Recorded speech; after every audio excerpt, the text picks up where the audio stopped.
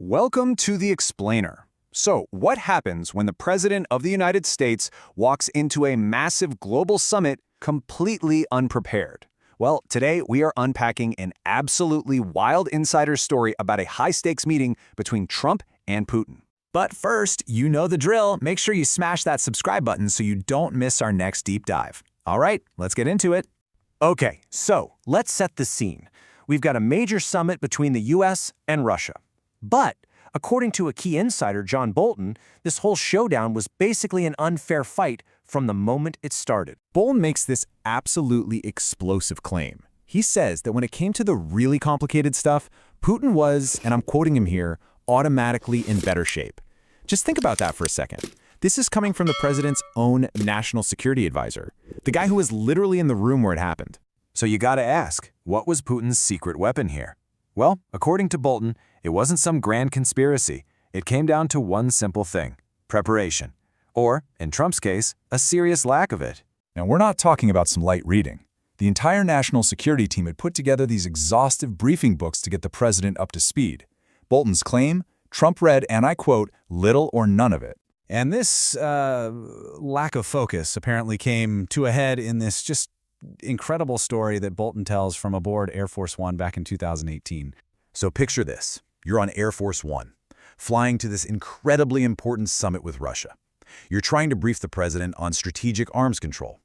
But you were literally competing for his attention with a soccer game. Now, in all fairness, it was the World Cup final, France versus Croatia. But for Bolton, this was a perfect example of the whole problem. A critical national security briefing was losing the battle for attention to a soccer match. So, if that's what was happening on Air Force One, what about the other guy? What was Putin's game plan, according to Bolton? Bolton claims that Putin used every single advantage he had to basically control the entire conversation, right from the get-go. First off, Putin's got that espionage background. He'd met Trump before, and according to Bolton, he just engaged him super quickly.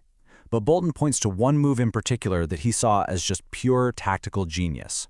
It was the limo ride. Trump actually invited Putin for a ride in the Beast. Now, that sounds like a friendly gesture, right?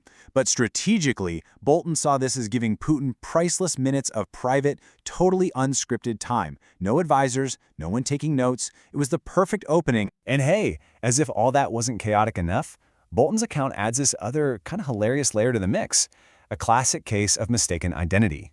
So on one side, you have John Bolton, the national security advisor.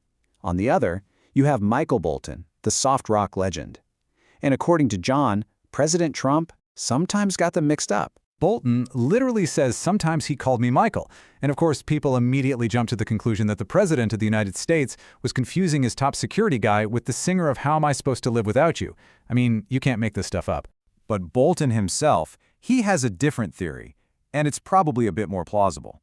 He doesn't think it was about the power ballads. He thinks Trump was actually mixing him up with the other big-time Michael in his cabinet, Michael Pompeo, the Secretary of State.